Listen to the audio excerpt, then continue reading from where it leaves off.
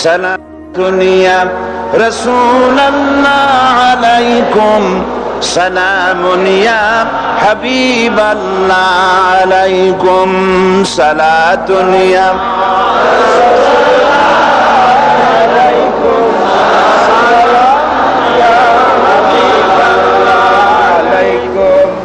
আলহামদুলিল্লাহ আলহামদুলিল্লাহ আল্লাহ পাকের শুকরিয়া আদায় করছি। আল্লাহ পাক আমাদেরকে কোরআন শোনার তৌফিক দান করেছেন, আলহামদুলিল্লাহ। আচ্ছা, আপনারা বলেন তো, জিন, দুষ্ট জিন আর ভূত প্রেতে যদি আসর করে তাহলে কোরআন শরীফের কোন আয়াত পড়তে হয়? জি, ওলামারা বলেন না, আয়াতুল কুরসি। কোনটা পড়তে হয় বলেন, কোনটা? চট্টগ্রাম তাফসীর মাহফিল উপলক্ষেও কিছুটা ভূত প্রেতের আসর হয়েছে। এই ভূত প্রেতের আসর থেকে রক্ষা করার জন্য সকলে আমার সাথে পড়েন যথারীতি। আউযু বিল্লাহি মিনাশ শাইতানির রাজীম। বিসমিল্লাহির রাহমানির রহিম।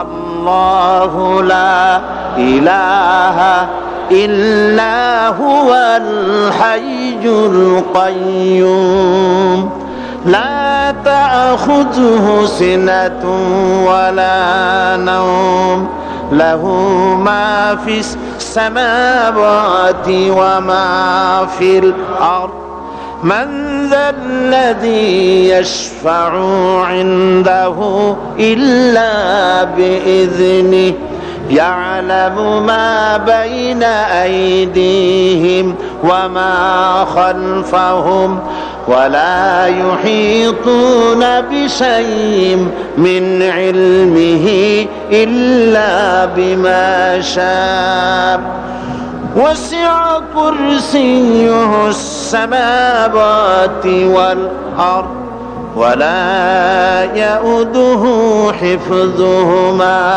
وهو العلي العظيم صدق الله العظيم সবাই বলেন সাদাকাল্লাহুল আযীম। আয়াতুল কুরসি, আগে এটার অর্থ করে নেই। আল্লাহু লা ইলাহা ইল্লা হুয়াল হাইয়ুল কাইয়্যুম। আল্লাহ হচ্ছেন তিনি যিনি ছাড়া কোনো ইলাহ নাই, যিনি সার্বভৌমত্বের একমাত্র মালিক। লা তাখুযুহু সিনাতুন ওয়ালা নাওম, যাকে ঘুম এবং তন্দ্রা স্পর্শ করে না।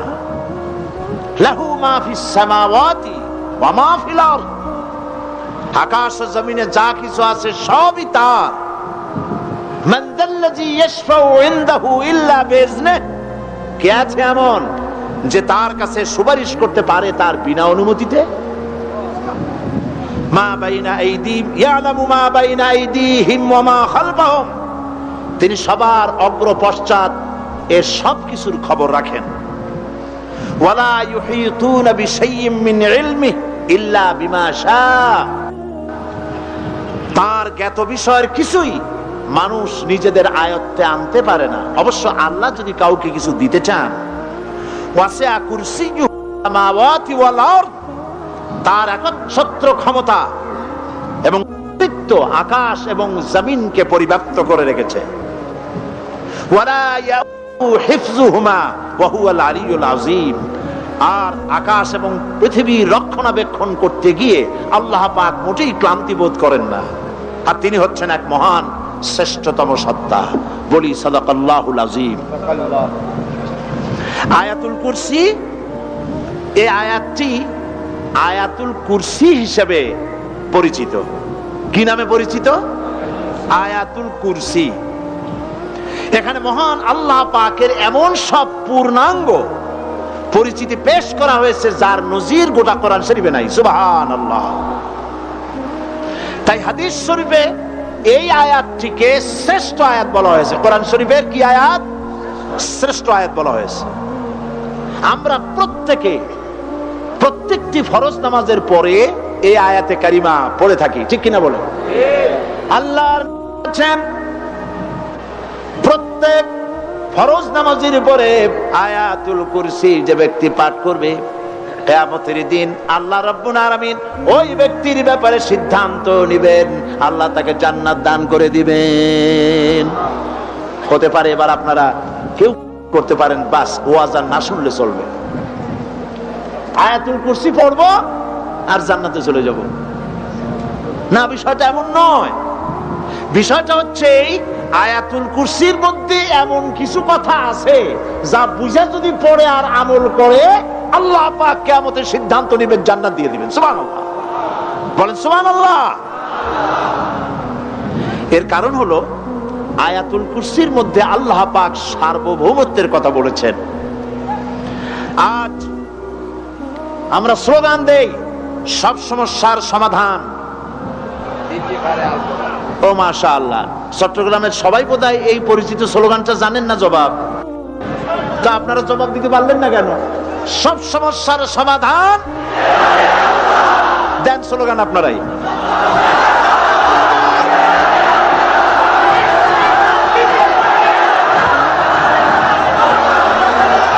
এটা শুধু স্লোগান নয়, সব সমস্যার সমাধান দিতে পারে আল কোরআন। এটা শুধু স্লোগান নয়, এটাই বাস্তবতা, এটাই বাস্তব সত্য। আয়াতুল কুরসির মধ্যে রয়েছে একটি জটিল সমস্যার সমাধান, যাকে সহজ কথায় বলা যায় গদি সমস্যার সমাধান। কুরসি মানে হলো গদি। আজকাল গদি নিয়ে কি হচ্ছে টের পাচ্ছে না ভাই? এই গদি নিয়ে টানাটানি হচ্ছে পৃথিবীর সর্বত্র। সার্বভৌমত্বের মালিক কে হবে? এটা তো আপনারা বলতেছেন, কিন্তু যারা কোরআন জানে না তারা বলে সার্বভৌমত্বের মালিক জনগণ। দেখেন না, ওরা বলে সকল ক্ষমতার উৎস জনগণ। কারা বলে? নেতা নেত্রীরা বলেন সকল ক্ষমতার উৎস, কর না কেন? উৎস জনগণ। এই কথাটা হলো আসলে ভোটারদেরকে পাম্পট্টি দেওয়া, আপনাদেরকে ফুলাইয়া ডানলপ টায়ার বানায়। আপনারা খুব খুশি হবেন সমস্ত ক্ষমতার উৎস তাহলে আমরা। আরে বাবারা, তোমরা সকল ক্ষমতার উৎস যার পেট ভরা ময়লা, নাকের মধ্যে ছাতা, দাঁতে ছাতা, তুমি হবা সকল ক্ষমতার উৎস। আহার, ক্ষমতার ঠেলায় একটা সাপ দেখলে ভয়তে সিট হয়ে পড়ো, সাইকেলের টায়ার বাস্ট হইলে হার্ট ফেল করে।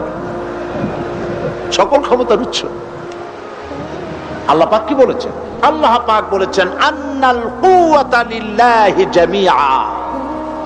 বলেন আন্নাল কুওয়াতা লিল্লাহি জামিআ। আমার আল্লাহ রাব্বুল আলামিন বলেন, জেনে রাখো নিঃসন্দেহে সকল ক্ষমতার উৎস কেবলমাত্র আল্লাহ রাব্বুল আলামিন। সকল ক্ষমতার উৎস কে? জোরে বলেন আল্লাহ, আল্লাহ, আল্লাহ। তিনি একমাত্র সকল ক্ষমতার উৎস। কোরআন আয়াতুল কুরসি আল্লাহ কোরআনে নাজিল করে সার্বভৌমত্বের মালিক কে হবে সমস্যার সমাধান করে দিলেন। রাসূল করিম সাল্লাল্লাহু আলাইহি ওয়াসাল্লাম মানুষের সার্বভৌমত্ব খতম করে মদিনায় আল্লাহর সার্বভৌমত্ব কায়েম করে তিনি একটি রাষ্ট্র কায়েম করলেন। মদিনার রাষ্ট্রের সার্বভৌমত্বের মালিক কে ছিলেন? আল্লাহ। জোরে বলেন কে ছিলেন? আল্লাহ। মানুষ তখন দেখতে পেল খোদাই সার্বভৌমত্বের ভিত্তিতে যে রাষ্ট্র গঠন হয় সেই রাষ্ট্র মানবতার জন্য কত কল্যাণকর হয়। সুবহানাল্লাহ বিহামদি। আয়াতুল কুরসিতে বলা হলো যে সার্বভৌমত্বের মালিক এই ক্ষমতাটাকে আরবিতে বলা হয় উলুহিয়াত। এই ক্ষমতাকে সার্বভৌমত্বের ক্ষমতাটাকে আরবিতে কি বলা হয়? উলুহিয়াত। আর যার হাতে এই ক্ষমতাটা থাকে তাহলে বলে ইলাহ, তাকে কি বলা হয়? আল্লাহ রাব্বুল আলামিন আয়াতুল কুরসির শুরুতে এই কথাটাই বলে দিলেন, আল্লাহু লা ইলাহা ইল্লা হুয়াল হাইয়ুল কাইয়্যুম। আল্লাহ তিনি যিনি ছাড়া কোনো ইলাহা নাই। তার মানে হলো সার্বভৌমত্বের একচ্ছত্র মালিকানা কার হাতে? চিৎকার দিয়ে বলুন, আল্লাহ রাব্বুল আলামিনের হাতে। সার্বভৌমত্বের এই ক্ষমতা হস্তান্তরযোগ্য নয়। আর সার্বভৌমত্বের মালিক যিনি হবেন তার শুরু থাকবে না, শেষও থাকবে না। এই কোয়ালিটি কার মধ্যে আছে? আল্লাহ পাকের মধ্যে। আল্লাহ পাক বললেন তিনি হচ্ছেন আল হাই আল কাইয়্যুম। তিনি হাইয়্যু, তিনি কাইয়্যুম। তিনি শাশ্বত, তিনি জাগ্রত, তিনি চিরস্থায়ী, যার শুরুও নাই, যার শেষও নাই। সুবহানাল্লাহ ওয়া বিহামদিহি। এই সার্বভৌমত্বের মালিকানা নিয়ে যারা বসে আছে, যে কোনো মুহূর্তে তার হাত থেকে ক্ষমতা ছিনতাই হয়ে যেতে পারে, পারে কিনা? আর ঘুমায় থাকলে, সার্বভৌমত্বের মালিক দাবি করে যদি ঘুমায় থাকে, ততক্ষণ ভারপ্রাপ্ত বানাবে কারে? এই জন্য সার্বভৌমত্বের মালিক হচ্ছেন আল্লাহ পাক, যাকে ঘুম এবং তন্দ্রা স্পর্শ করে না। সার্বভৌমত্বের মালিকের কোয়ালিটি আল্লাহ পাক বলছেন লা তাখুযুহু সিনাতুন ওয়ালা নাওম। পড়েন সবাই, লা তাখুযুহু সিনাতুন ওয়ালা নাওম। তার ঘুমও নাই, তন্দ্রাও নাই। হযরত মূসা আলাইহিস সালাম আল্লাহ পাকের কাছে একবার প্রশ্ন তুলেছেন, আল্লাহ পাক তুমি নাকি? আল্লাহ বলেন তুমি বিশ্বাস করো না? মূসা আলাইহিস সালাম বলছেন অবশ্যই বিশ্বাস করি। আল্লাহ পাক বললেন বিশ্বাস যদি করো তাহলে বুঝানো যাবে। হযরত ইব্রাহিম আলাইহিস সালাম বলেছিলেন আল্লাহ পাকের কাছে, কাইফা রব্বি আরিনি কাইফা তুহিল মাউতা। হে রব, তুমি আমারে দেখাও কেমনে তুমি মৃত্যুকে জিন্দাকে মৃত্যু করো, মৃত্যুকে জিন্দা করো, একটু দেখাও আমারে। আল্লাহ পাক বললেন আওয়ালাম তুমিন, বিশ্বাস করো না? ইব্রাহিম আলাইহিস সালাম সঙ্গে সঙ্গে বললেন বালা। নাম বললেন না। বালা মানেও হ্যাঁ, নাম মানেও হ্যাঁ, কিন্তু একটু বেশ কম আছে। তিনি নাম না বলে বালা বললেন। নামের অর্থ হলো হ্যাঁ, আর না বালার অর্থ হচ্ছে কেন নয়, অবশ্যই বিশ্বাস করি।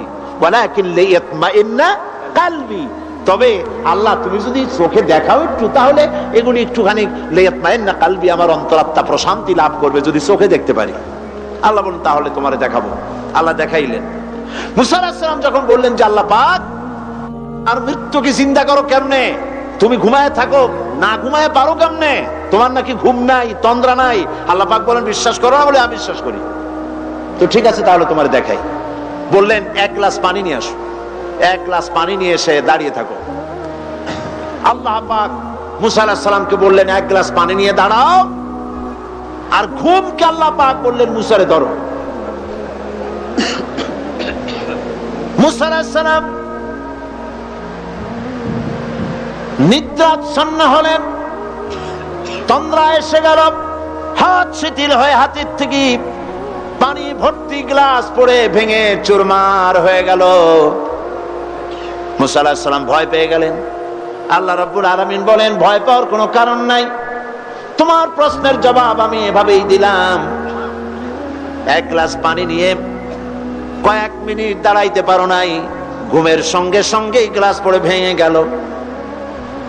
तमाम आकाश और जमीन গোটা সৃষ্টি জগৎ তোমার আল্লাহ পাকের হাতের মুঠার মধ্যে রয়েছে। আল্লাহ যদি ঘুমায় যায় সব শেষ হয়ে যাবে। तमाम সৃষ্টি জগতের ট্রাফিক কন্ট্রোল আল্লাহ কর্তৃক হয়, আর মানুষের যা হয় আল্লাহ পাক তার থেকে সম্পূর্ণ মুক্ত। আল্লাহ পাকের ঘুম নাই, তন্দ্রাও নাই। লা তাখুযুহু সিনাতু ওয়ালা নাওম, ঘুমও নাই, তন্দ্রাও নাই। আল্লাহ পাক সমস্ত রকমের মানবীয় কোয়ালিটি থেকে, গুণ থেকে মুক্ত, মুবাররা, পবিত্র।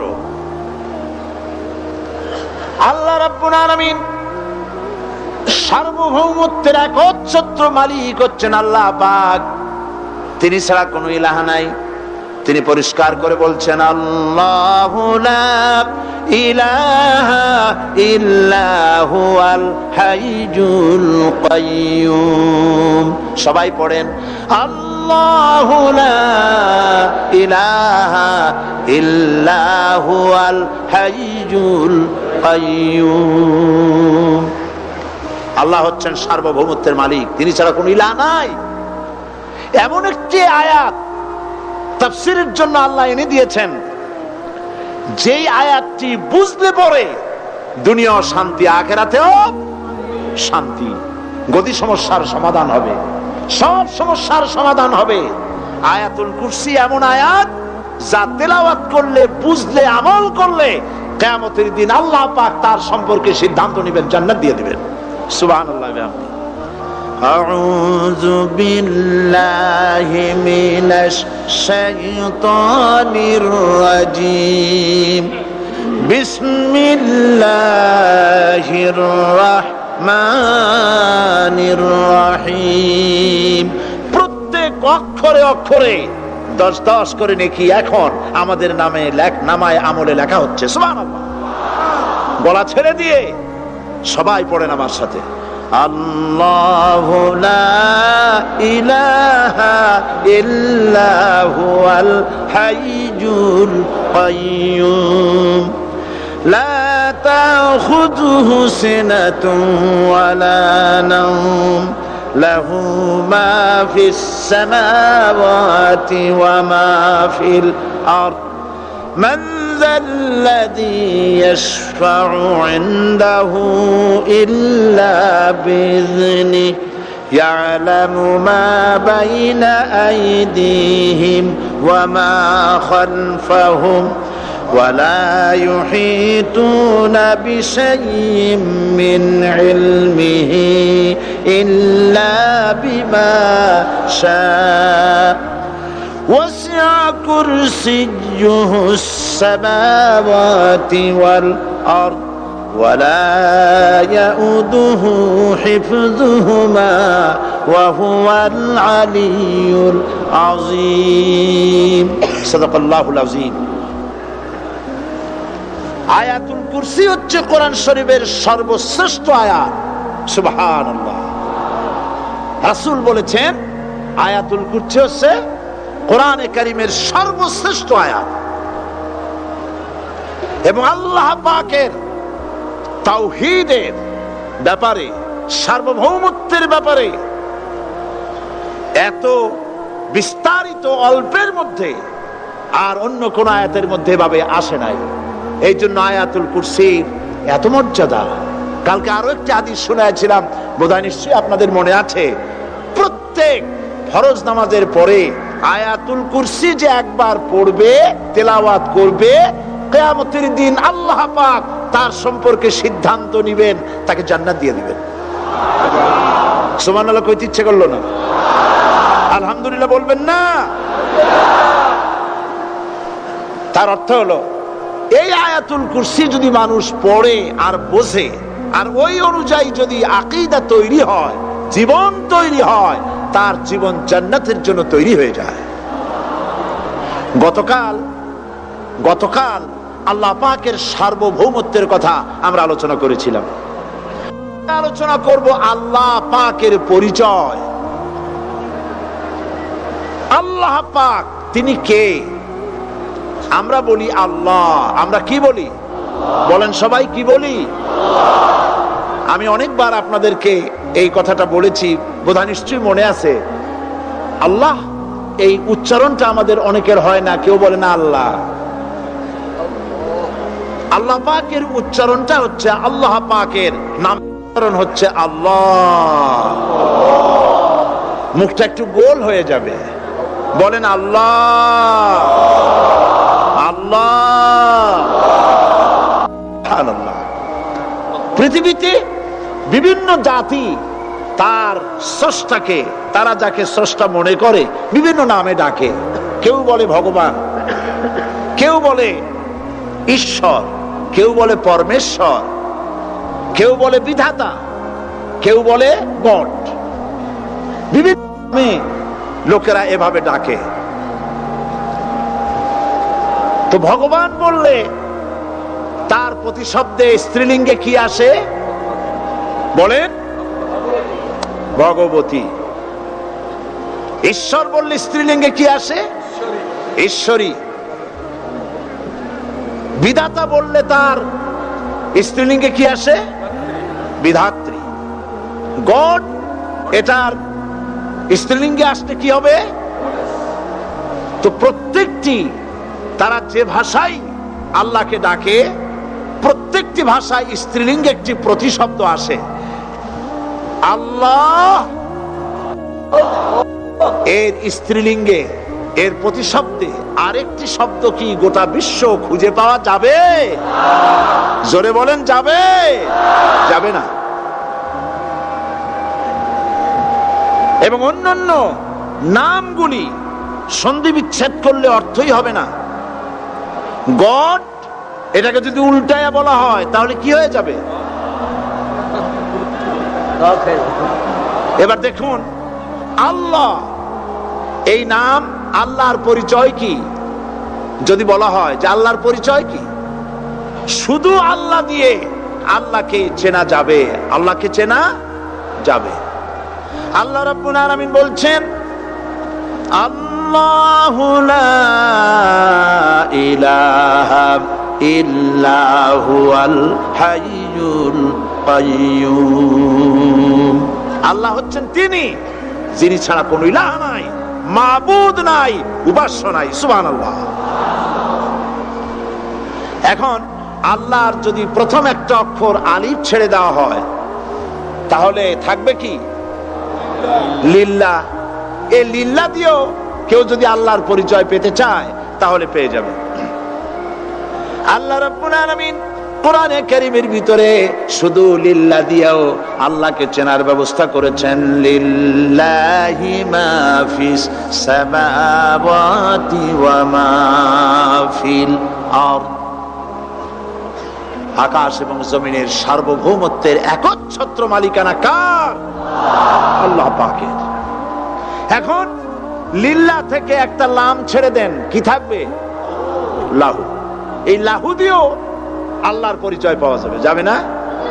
কোরআন বলছে, লাহু মাকালিদুস সামাওয়াতি ওয়াল আরদি ইউবসিতুর রিজকা লিমান ইয়াশা।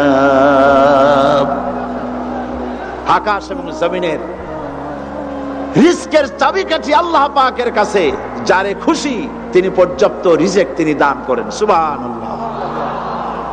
এবার লাহুর লাম ছেড়ে দেন, থাকবে কি? একটা অক্ষর। এই একটি অক্ষর দিয়ে আল্লাহ পাকে চেনা যাবে। ইন্নাহু হুয়াল গফুরুর রহিম। তিনি হচ্ছেন মহা ক্ষমাশীল, দয়াবান। আল্লাহর পরিচয় আল্লাহকে দিয়েই জানা যায়। আল্লাহর পরিচয় হচ্ছে তিনি এই আকাশ সৃষ্টি করেছেন, এই জমিন সৃষ্টি করেছেন, মানব গোষ্ঠীকে সৃষ্টি করেছেন। আকাশের স্রষ্টা কে? জমিনের স্রষ্টা কে? মানুষের স্রষ্টা কে? আল্লাহ পাক। দেখুন,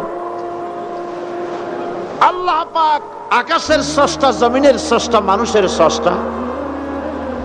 এই কথাকে ভুলিয়ে দেওয়ার জন্যে, এই কথাটিকে ভুলিয়ে দেওয়ার জন্য আল্লাহকে অস্বীকার করছে এক শ্রেণীর লোকেরা। তারা বলছে দেয়ার ইজ নো গড, স্রষ্টা বলতে কেউ নাই। Unseen is nothing. আল্লাহ পাক কোরআনকে বোঝার জন্য, আল্লাহকে চেনার জন্য ব্যবস্থা করেছেন। ওরা বলছে কি আনসিন ইজ নাথিং, যা দেখা যায় না সেটা কিছুই না, সেটা বিশ্বাস করি না। তো আল্লাহর যখন রং নাই, গন্ধ নাই, তাকে বিশ্বাস করি কেমনে? বলে নাউজুবিল্লাহি মিন যালিক।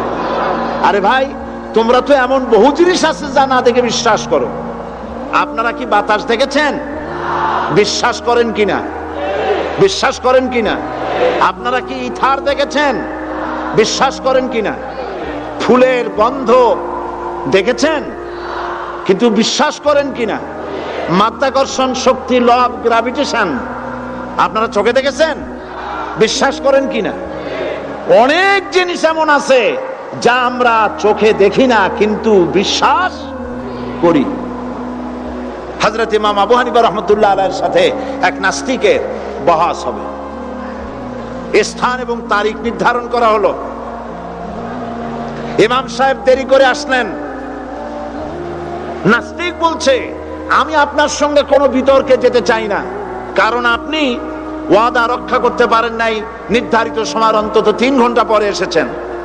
তিনি বললেন, আমি কেন দেরি করলাম সেটা তো তুমি জিজ্ঞেস করবে। আচ্ছা বলেন কেন দেরি করেছেন? তিনি বললেন, দেখো এই জায়গায় আসার পথে একটা নদী বেঁধেছিল, কি করে আমার কাছে পারাপারের কোনো বন্দোবস্ত ছিল না। এক পর্যায়ে হতাশ হয়ে গেলাম, আমার বোধহয় যাওয়াই হবে না। শেষ পর্যন্ত আমি দেখতে পেলাম হঠাৎ করে আমার পাশে একটা ফলের বীজ পড়লো, তা দিয়ে একটা গাছ অঙ্কুরিত হলো। দেখি না তা গাছটা একটা ময়ূর হয়ে পরিণত হয়ে গেল। কই থেকে একটা করাতে সে গাছটা কেটে ফেলে দিল। ফটাফট কতগুলি তক্তা বেরিয়ে আসলো, কোথার থেকে একটা হাতুড়ি আর কতগুলি লোহা এসে ঠাস ঠাস করে বাড়ি লেগে একটা কিস্তি তৈরি হয়ে গেল। কিস্তিটার ধাপায় পড়লো নদীতে, আমি লাফ দিয়ে উঠলাম, তাই পার হয়ে আসতে যা দেরি হলো। নাস্তিক বলছে, আপনার সাথে আমি জানছিলাম যে আপনি অত্যন্ত বুদ্ধিমান মানুষ, কিন্তু যে ঘটনা শুনাইলেন আপনার স্ক্রু একটাও টাইট আছে বলে মনে হয় না, আপনার সাথে আর কোনো বহস নয়। তিনি বললেন, কেন? কই বহস না, আপনি বলছেন যে এইরকম একটা গাছ চারা হয়ে গেল, সাথে সাথে বিনা মিস্ত্রিতে গাছটা কাটলো, তারপর এটা দিয়ে তক্তা হলো, লোহা আসলো, হাতুড়ি হইলো, বিনা মিস্ত্রিতে কিস্তি তৈরি হয়ে গেল, নৌকা এটা পড়লো নদীতে, আর বিনা মাঝিতে আপনি পার হয়ে আসলেন। এটা কি আদৌ সম্ভব? ইমাম আবু হানিফা রাহমাতুল্লাহ আলাইহি বলছেন, তোমার সাথে আমি কোনো কিতাব দিয়ে ঝগড়া করব না, কোনো কিতাব দিয়ে আমি তোমার সাথে বহস করব না। এই একটি দৃষ্টান্ত তোমার জন্য যথেষ্ট। একটা মিস্ত্রি ছাড়া যদি একটা কিস্তি তৈরি না হতে পারে, একটা গাছ কেটে তক্তা যদি না হতে পারে, এই বিশাল আকাশ, এই বিশাল জমিন, আর তোমার মতো এরকম একটা সুন্দর মানুষ বিনা মিস্ত্রিতে বিনা স্রষ্টায় তৈরি হলো কেমনে? এক কথায় নাস্তিক বলছে, আমার জীবনের ভুল ধরা পড়ল। নাস্তিক বলছে, জীবনের ভুল ধরা পড়েছে, আমি মুসলমান হয়ে গেলাম।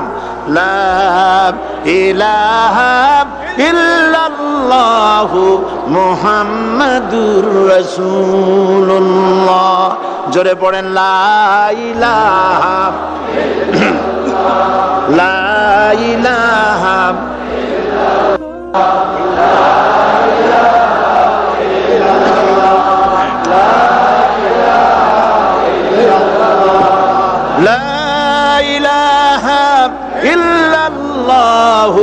মুহাম্মাদুর রাসূলুল্লাহ।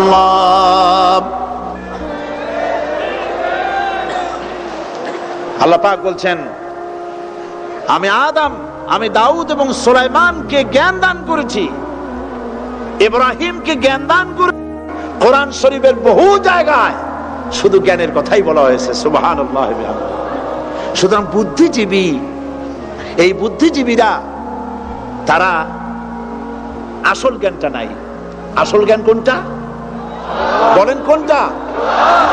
ডক্টর শহীদুল্লাহ মরহুম, আমি অনেকবার বলেছি তার কথা, তাকে জান্নাতুল ফেরদাউস নসিব করুন, বলেন আমিন।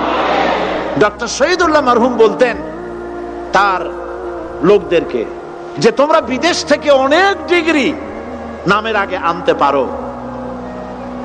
তোমরা পণ্ডিত, একথা আমি স্বীকার করি, কিন্তু কোরআন শরীফের জ্ঞান যদি না থাকে তাহলে পণ্ডিতের আগে আর একটা শব্দ বসবে, মূর্খ পণ্ডিত। কোরআনের জ্ঞান পাণ্ডিত্যকে পরিপূর্ণ করে দেয়, কারণ ওয়ামা উতিতুম মিনাল ইলমি ইল্লা কালিলা। সুবহানাল্লাহ। আল্লাহ পাক বলছেন, তোমাদেরকে সামান্যতম জ্ঞান দান করেছি। কতটুকুন জ্ঞান? কতটুকুন? সামান্যতম জ্ঞান দান করেছি। সুতরাং আল্লাহ পাক কোরআনের মধ্যে তার নিজের পরিচয় ছোট্ট একটি সূরার মধ্যে ব্যাপক আকারে বলে দিয়েছেন। কি?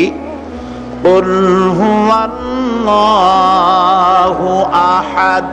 সবাই পড়েন আমার সাথে, কুল হুয়াল্লাহু আহাদ আল্লাহুস সামাদ লাম ইয়ালিদ ওয়া লাম ইউলাদ ওয়া লাম ইয়াকুল লাহু কুফুয়ান আহাদ।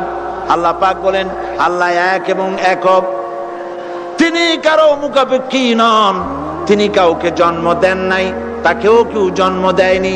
আকাশ আর জমিনে আল্লাহর সমকক্ষ কেউ নাই। সুবহানাল্লাহ।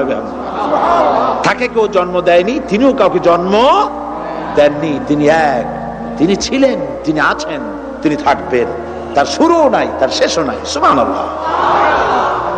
এই আল্লাহ রাব্বুল আলামিন তার পরিচয় আয়াতুল কুরসি সার্বভৌমত্বের পরিচয় দিয়েছে, আল্লাহর পরিচয় দিয়েছে। আল্লাহ তিনি খালিক।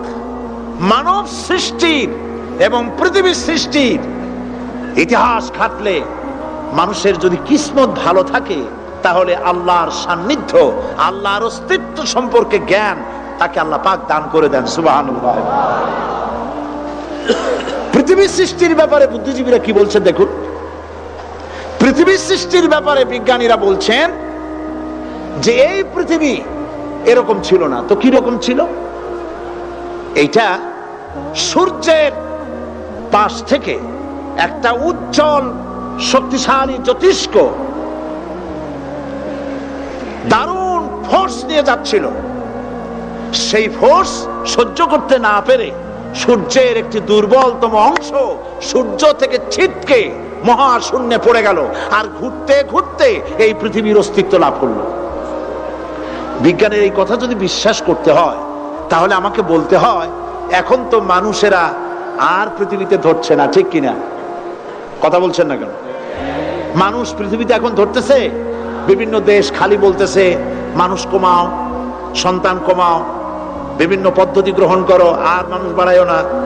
আল্লাহ পাক বলছেন আল্লাহু লা ইলাহা ইল্লা হুয়াল হাইয়ুল কাইয়্যুম। আল্লাহ হচ্ছেন তিনি, যিনি ছাড়া কোনো ইলাহ নাই। লা ইলাহা ইল্লাহু, তিনি ছাড়া কোনো ইলাহ নাই, সার্বভৌমত্বের মালিক কেউ নাই। এই যে লা ইলাহা, কোনো ইলাহ নাই,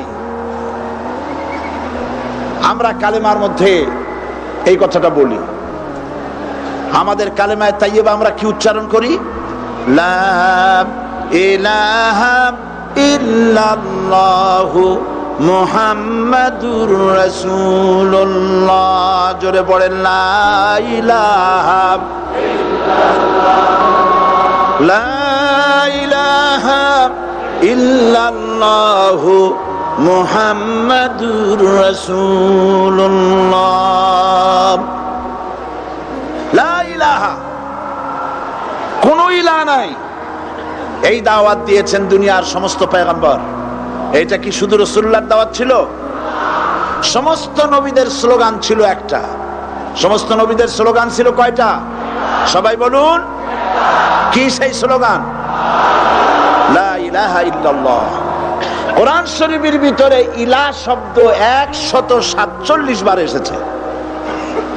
লা ইলাহার অর্থ যদি এই হয়, কোনো উপাস্য নাই আল্লাহ ছাড়া, কোনো মাবুদ নাই আল্লাহ ছাড়া, মুহাম্মদ সাল্লাল্লাহু আলাইহি ওয়াসাল্লাম আল্লাহর প্রেরিত রাসূল, তাহলে তো এত ঝঞ্ঝাট হওয়ার কথা ছিল না। আপনারা বলেন, নবীরা যখনই এই দাওয়াত দিয়েছেন লা ইলাহা ইল্লাল্লাহ, তখন সংঘর্ষ হয়েছে কিনা? হয়েছে কিনা? বাধা আসছে কিনা? তাহলে এই কথাটা কি, যার কারণে এরকমের বাধা আসে? লা ইলাহা ইল্লাল্লাহ, এর চাইতে বিপ্লবাত্মক, এর চাইতে রিভলিউশন সৃষ্টিকারী কথা আল্লাহর আকাশের নিচে জমিনের উপরে আর একটাও হতে পারে না। লা ইলাহা ইল্লাল্লাহ। ইলাহ শব্দের অর্থ শুধু উপাস্য আর মাবুদ নয়। ইলাহ শব্দের অর্থ হচ্ছে আইনদাতা, ইলাহ শব্দের অর্থ হচ্ছে শাসনকর্তা, ইলাহ শব্দের অর্থ হচ্ছে বিধানদাতা। তো লা ইলাহা যখন একটি লোক ঘোষণা করে, তার অর্থ দাঁড়ায় কোনো আইনদাতা নাই, বিধানদাতা নাই, শাসনকর্তা নাই, কারো আইন মানি না, বিধান মানি না, শাসন মানি না, আল্লাহ ছাড়া। কে ছাড়া? আল্লাহ ছাড়া। এই কালেমার দাওয়াত যখন পয়গম্বরেরা দিয়েছেন, তখন 3 শ্রেণীর লোকেরা বাধা দিয়েছে। বলেন কয় শ্রেণী? সবাই বলেন। 3 শ্রেণীর লোকেরা বাধা দিয়েছে। লক্ষ্য করুন, 1 নম্বরে বাধা দিয়েছে রাষ্ট্র শক্তি। 1 নম্বরে বাধা দিল কারা? 2 নম্বরে বাধা দিয়েছে ধনাঢ্য ব্যক্তিবর্গ। 3 নম্বরে বাধা দিয়েছে যারা কায়েমি স্বার্থবাদী ধর্মীয় শক্তি। এই 3টি শ্রেণী সমস্ত নবীদেরকে বাধা দিয়েছে। সেই বাধা অতীতে যারা দিত এখন আর দেয় না, নাকি? এখনো দেয়? দেখুন, এই কালেমার দাওয়াত হযরতে মূসা আলাইহিস সালামকে যেদিন আল্লাহ পাক প্রথম ওহী দিলেন, এই দাওয়াত শুধু রাসূল দেন নাই, আল্লাহ পাক বলছেন প্রত্যেক নবী তার জাতিকে এই দাওয়াত দিয়েছেন। কি?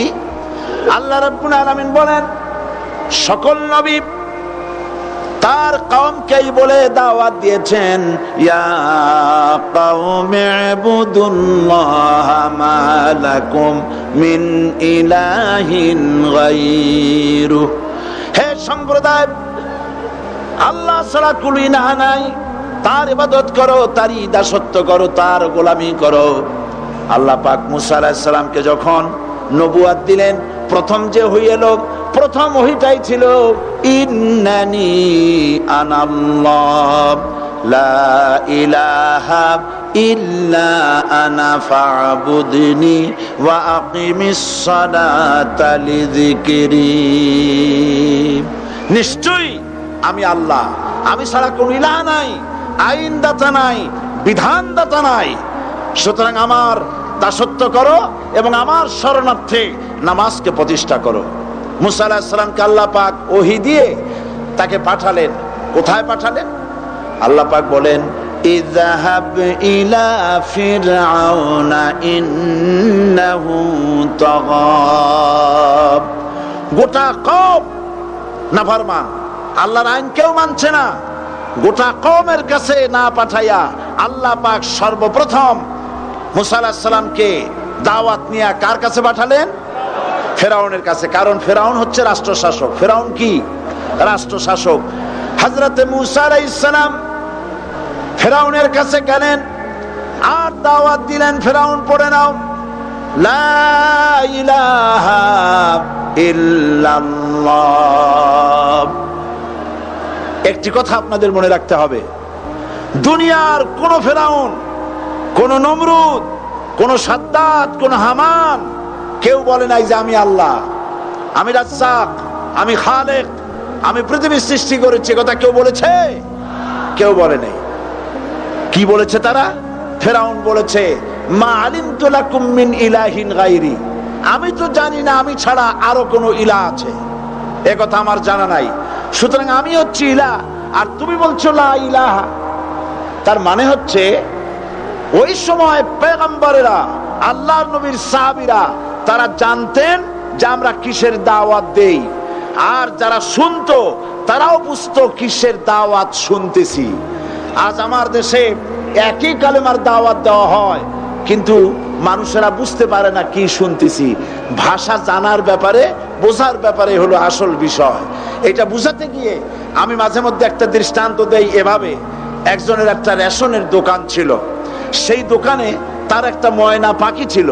আর ময়না পাখিকে কথা শেখানো যায় সেটা তো আপনারা জানেন। জি, ময়নাকে শিখায়েছে যে লাইন করুন, এক এক করে আসুন। ময়না এই কথা শিখেছে।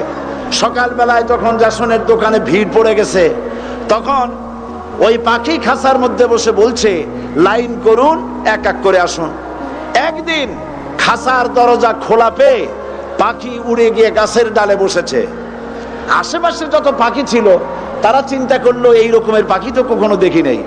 ময়না তো দেখতে কাকের মতো না, শালিকের মতো না, দেখতে একটা ভিন্ন রকম।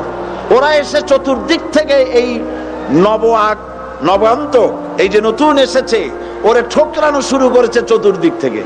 ঠোকরানি খেয়ে ময়না বলতেছে লাইন করুন, এক এক করে আসুন।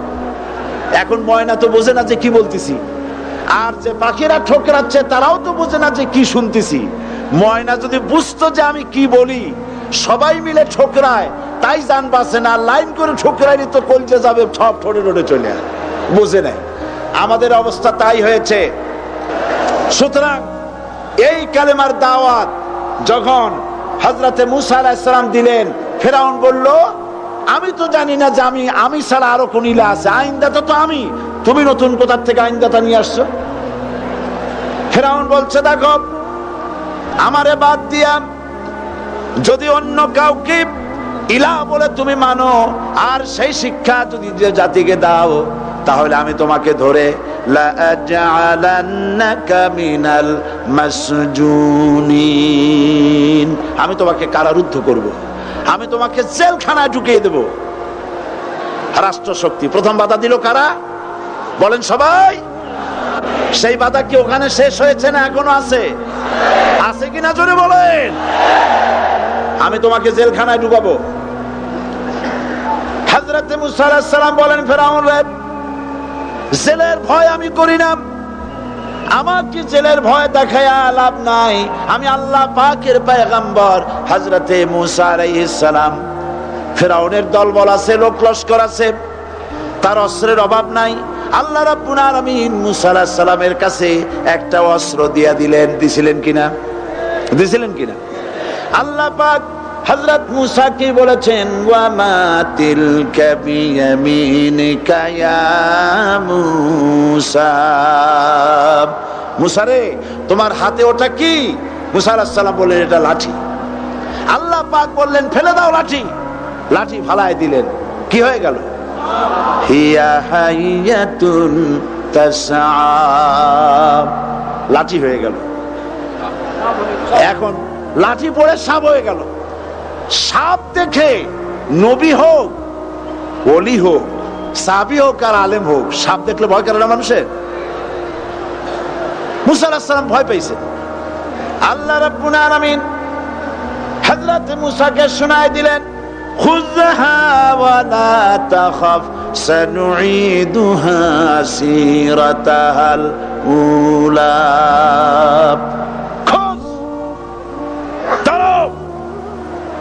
লা তাখাফ, ভয় পেও না। আল্লাহ বলছেন ধরো, ভয় পেও না। ধরার সঙ্গে সঙ্গে স্বাভাবিক অবস্থায় ফিরে আসবে, আবার লাঠি হয়ে যাবে। এখন আল্লাহ বলছেন ধরো, মুসা আলাইহিস সালাম কি ভয় পাওয়া উচিত হবে? উচিত হবে? মুসা আলাইহিস সালাম কি ভয় পাইছিলেন? কারণ হচ্ছে এই দুশমনের শক্তিটা খুব বড়ই দেখা যায়, মনে হয় যেন অনেক বড়, কি জানি কি। আল্লাহ পাক বলছেন ইন্না কাইদাশ শায়তানে কানা দাঈফা, শয়তানের চক্রান্ত যতই তুমি মনে করো অনেক ষড়যন্ত্রের জাল বিস্তার হয়ে আছে, আল্লাহ কয় কিছুই না, দাঈফা অত্যন্ত দুর্বল। আল্লাহ পাক বললেন ধরো, মুসা আলাইহিস সালাম সাপ ধরলেন, সঙ্গে সঙ্গে লাঠি হয়ে গেল। ফেরাউন বরদাস্ত করলো না, রাষ্ট্রশক্তির পক্ষ থেকে আক্রমণ শুরু হলো। অপরাধ কি? মুসা আলাইহিস সালামের অপরাধ কি? কি অপরাধ? মাশাআল্লাহ, বুঝতে পেরেছেন। অপরাধ হচ্ছে তিনি বলেছেন লা ইলাহা, জোরে বলেন লা ইলাহা ইল্লাল্লাহ। এই কালেমাকে আজ আমরা ভিক্ষার বুলি বানাইছি। এটা হলো সার্বভৌমত্বের বুলি, এটা হচ্ছে আল্লাহ পাকের সার্বভৌমত্বের কথা। আজ আমরা মানুষের কাছে আমরা শুনি, মানুষেরা ভিক্ষা চায়, লা ইলাহা ইল্লাল্লাহ, এক মুঠ চাউল দেন, লা ইলাহা ইল্লাল্লাহ 10 খান পাই দেন। এই হচ্ছে কালেমার জিকির। আবার কেউ কেউ জিকির করতেছে লা ইলাহা আস্তে, ইল্লাল্লাহ জোরে, এমন জোরে কলব সাফ করে, কলব তাতে থাকলেও পারে গেলেও পারে। এই কালেমার জার, এর আঘাত পয়গম্বররা মেরেছেন। হযরতে মুসা আলাইহিস সালাম যখন বলেছেন লা ইলাহা ইল্লাল্লাহ, এই ধাক্কা ফেরাউন বরদাস্ত করতে পারে নাই। দরিয়ায় নীলের ভিতরে আল্লাহ পাক ডুবাই শেষ করে দিয়েছেন, দেন নাই? হযরতে মুসা আলাইহিস সালাম তার উম্মতেরা দরিয়ার পাশে বসে দ্বীনি কথাবার্তা বলতেছেন। এমন সময় ফেরাউন, তার শত্রু হচ্ছে মুসা আলাইহিস সালাম। শত্রু কেন? মুসা কি ফেরাউনের পাকা ধানে মই দিয়েছে নাকি? বলেন আপনারা। তার হালের গরু পিটায় মারছে নাকি? অপরাধ হলো তিনি আল্লাহর জমিনে আল্লাহর আইন প্রতিষ্ঠার কথা বলেছেন।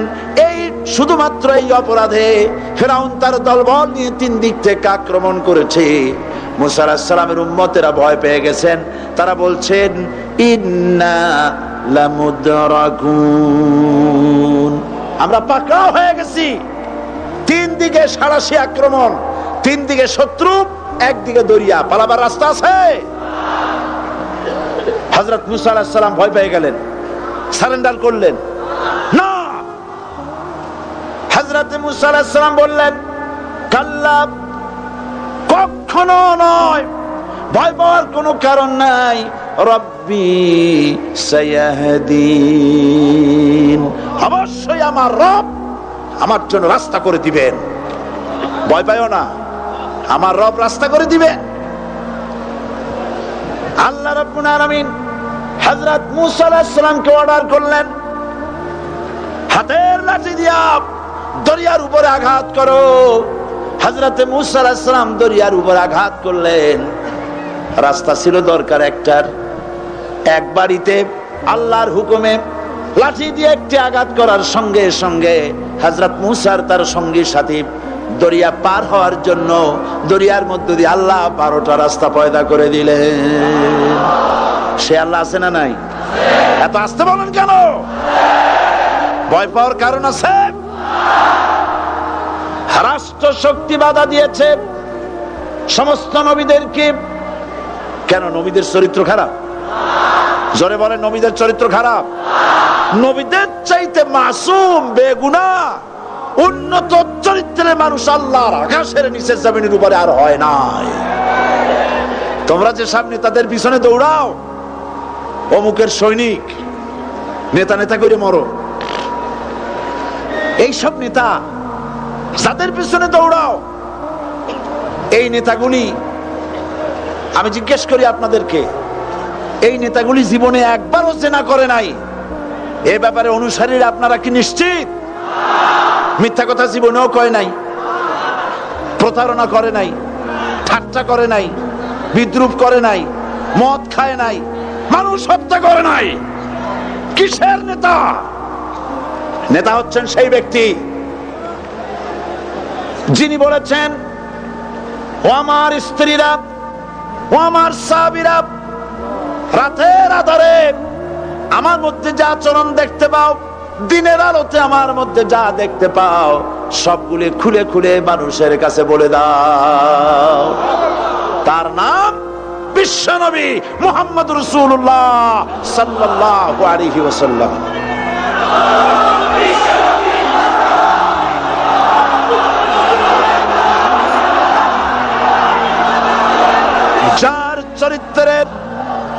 যার চরিত্রের সার্টিফিকেট আল্লাহ রাব্বুল আলামিন নিজে দিচ্ছেন, ওয়া ইন্নাকা লাআলা খুলুকিন আযীম। নবী হে, উন্নত চরিত্রের উপরে আপনি প্রতিষ্ঠিত। সুবহানাল্লাহ। কে সার্টিফিকেট দিচ্ছেন?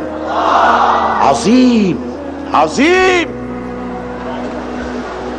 আরবিতে চওড়াকে বলা হয় আরিদ, গভীরতাকে বলা হয় আমিক। কত প্রশস্ত, যা মাপার কোনো ফিতা নাই, কত গভীর, যা মাপার কোনো যন্ত্র নাই, এইটাকে আরবিতে বলা হয় আজিম। সুবহানাল্লাহ বলতে ইচ্ছে করে না? ও নবী, তোমার চরিত্র এমন যা মাপার মতো যন্ত্র পৃথিবীতে নাই। লা ইলাহা ইল্লাল্লাহ। পড়েন সবাই, লা ইলাহা ইল্লাল্লাহ। আপনিও যদি নবীদের মতো, সাহাবীদের মতো বুঝা এই কলেমার দাওয়াত দেন, বাধা আসবেই। বোঝাবুঝির ব্যাপার, বুঝতেই সারলো। কত মাহফিল হয় বাংলাদেশে, হয় না? কোনো বাধা নাই, ঠিক কিনা? কত পূজা হয়, পার্বণ হয়, গান হয়, থিয়েটার হয়, গুনাহগার বিবির গান হয়, কত কিছু হয়। কোনো বাধা আছে? তাফসীরের মাহফিলে বাধা। কারণ ওরা বুঝতে পেরেছে এ তাফসীরের মাহফিলে গাজীর গীত হয় না, এ তাফসীরের মাহফিলে আল্লাহর সার্বভৌমত্ব কায়েমের আন্দোলন চলে।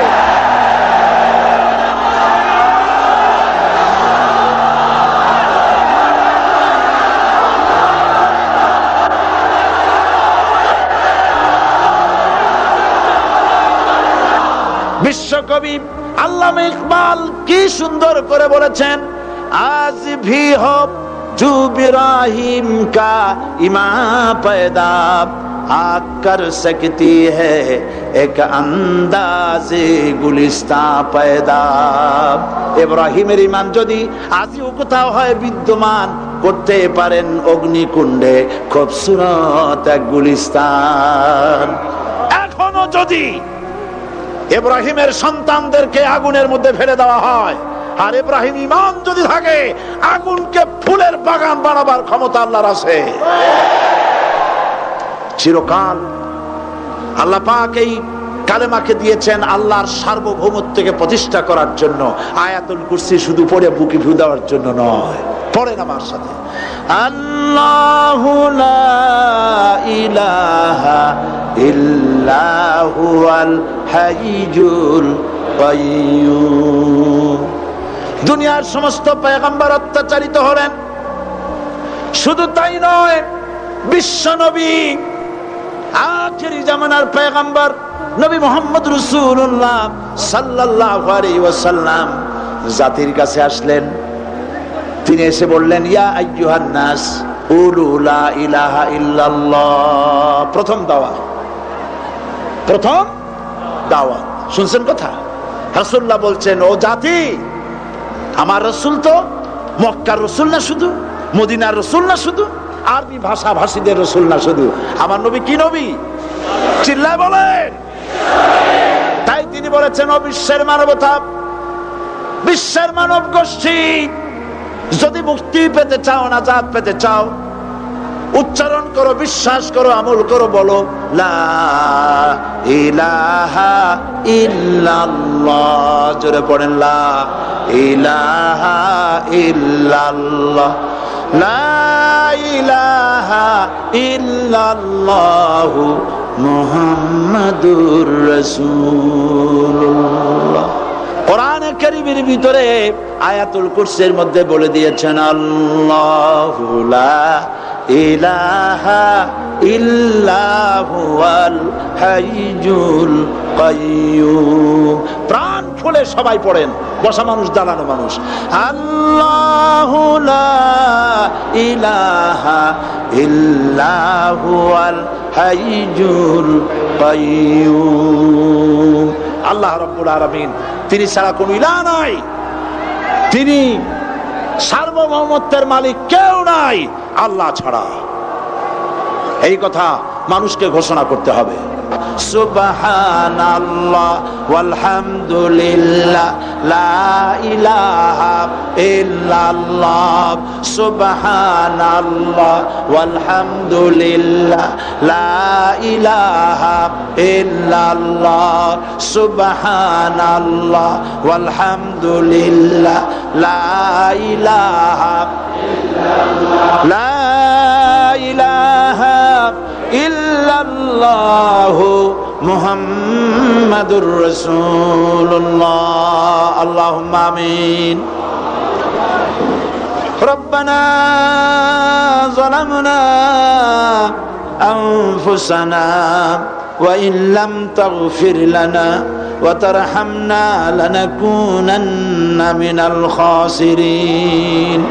সবাই পড়েন আমার সাথে, রব্বানা যালামনা আনফুসানা ওয়া ইন লাম তাগফির লানা ওয়া তারহামনা লানাকুনান্না মিনাল খাসিরিন। রব্বানা যালামনা আনফুসানা ওয়া ইন লাম তাগফির লানা ওয়া তারহামনা লানাকুনান্না মিনাল খাসিরিন। আলোচনায় যদি কোনো ভুল হয়ে থাকে, আল্লাহ দয়া করে মাফ করে দাও।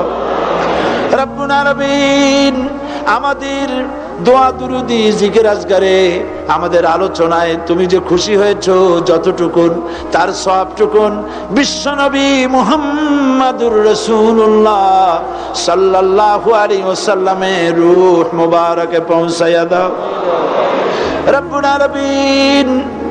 तमाम अंबिया किराम, उलमाए मुतकद्दिमीन, उलमाए मुताखिरीन, सल्फे सालिहीन যারা দুনিয়া থেকে মুমিন মুমিনাত বিদায় হয়ে গেল, আল্লাহ কবরগুলিকে জান্নাতের টুকরায় পরিণত করে দাও রব্বুল আলামিন। এই লক্ষ লক্ষ মুসলমান নরনারী ভিক্ষুকের মতো তোমার দরবারে হাত তুলেছি আল্লাহ গো। আমাদের মধ্য থেকে আমাদের মা বাপ যাদের দুনিয়া থেকে বিদায় হয়ে গেছে, আল্লাহ আমাদের মা বাপের কবরে সওয়াব পৌঁছায়া দাও রব্বুল আলামিন। আত্মীয় স্বজন যদি বিদেশে থাকে, 2 মাস 6 মাস পর চিঠি দিয়া খোঁজ খবর পাওয়া যায়, প্রত্যেক দিন টেলিফোন করে খবর পাওয়া যায়, কিন্তু আমাদের মা বাপ যাদের মারা গেল, বছরের পর বছর যুগের পর যুগ বিদায় হয়ে গেল, কোন হালতে আছে জানি না। আল্লাহ আমাদের মা বাপের কবরগুলি জান্নাতের টুকরায় পরিণত করে দাও রব্বুল আলামিন। আমাদের আব্বা কত মহব্বত করতেন, কত কষ্ট করেছেন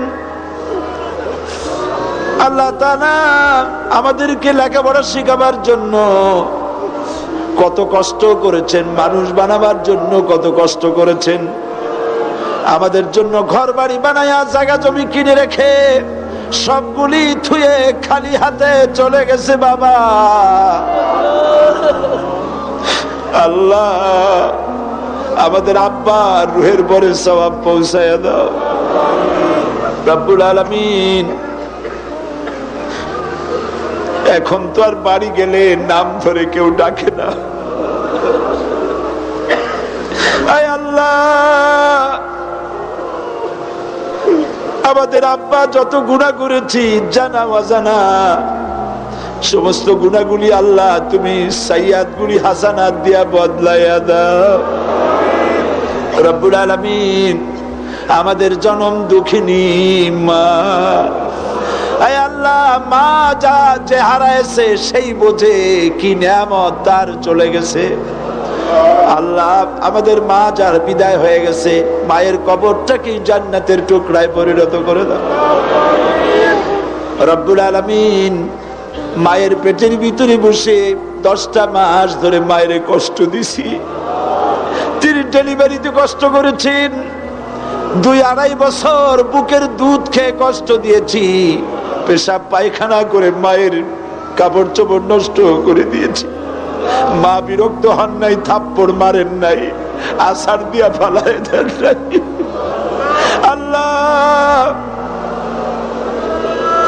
মা যাদের মারা গেল মাবুদ, মায়ের কবরটাকে জান্নাতের টুকরা বানায়া দাও রব্বির হামহুমা কামা রব্বায়ানি সগীরা।